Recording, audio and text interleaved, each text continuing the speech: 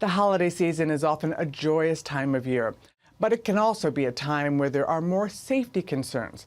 Alcohol consumption increases between Thanksgiving and New Year's Day, and with that comes more incidents of drink spiking and date rape.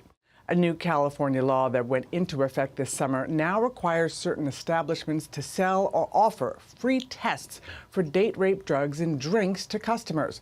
A local woman who was a victim of drink spiking has made it her life's mission to raise awareness about this issue and is championing to have these kits available in all restaurants and bars across the country. Keely Field has always looked forward to the holiday season. But after a terrifying experience on New Year's Eve at a nightclub in Hollywood 11 years ago, it took her a very long time to feel safe anywhere except at home. I was there with 4 friends I'd known for years, so I was in a comfortable space, I thought. And there was a new guy in the group that night who I'd never met. He offered to get me a drink, and I thought, okay. And then he hands me the straw. I put it in the drink. I sip out of the straw in the drink, and now we make our way back to the dance floor. After a short period of time, Keely began to feel strange. All of a sudden, I felt really dizzy.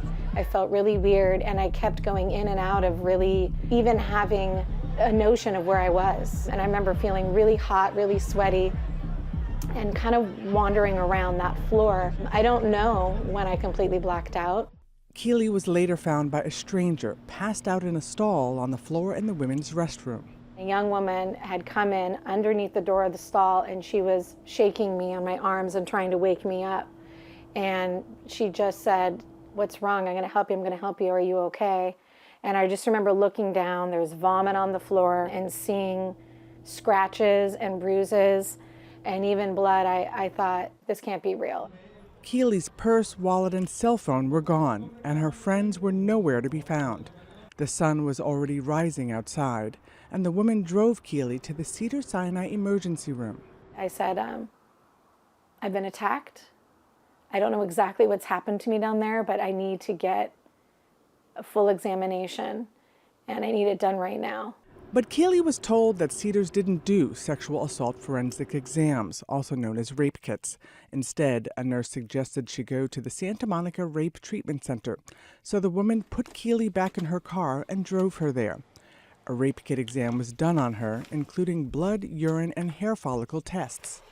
There's DNA evidence of lacerations and penetration that was done with what the physicians and the doctors believe was some kind of object. The next day, she filed a police report at the Hollywood police station. But Keely was told that the police would be unable to pursue a suspect without an eyewitness or additional evidence because there had been no trace of semen in her body. But there was proof that she had been drugged. In the full medical report, what was in my urine, what was in my blood was ketamine, but also what the doctors described as similar to a horse tranquilizer pill. Keely realized her drink at the club had been spiked or roofied with ketamine, a known date rape drug. It's not just a special thing that's happening in LA or in West Hollywood or California. It's happening everywhere, and perpetrators keep doing it because they know there's no consequences. Keely's drink spiking experience did have long-term emotional consequences, though. The healing time took months. I lost all trust.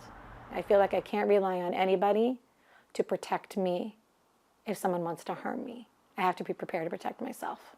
Keely discovered that one way she could protect herself in the future was with drink spiking detection tests. She has become a vocal advocate for them, distributing the tests around Los Angeles and lobbying local and state leaders. A fellow champion for this cause is Long Beach Assemblymember Josh Lowenthal.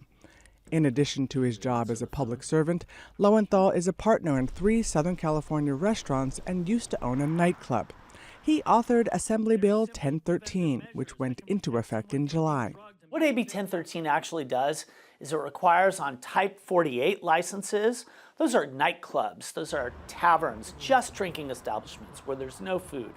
It requires them to have testing strips, test coasters available, where you can just take a drop of your drink and put it right onto the coaster and know whether there's the presence of any of the date rape drugs that can actually incapacitate you.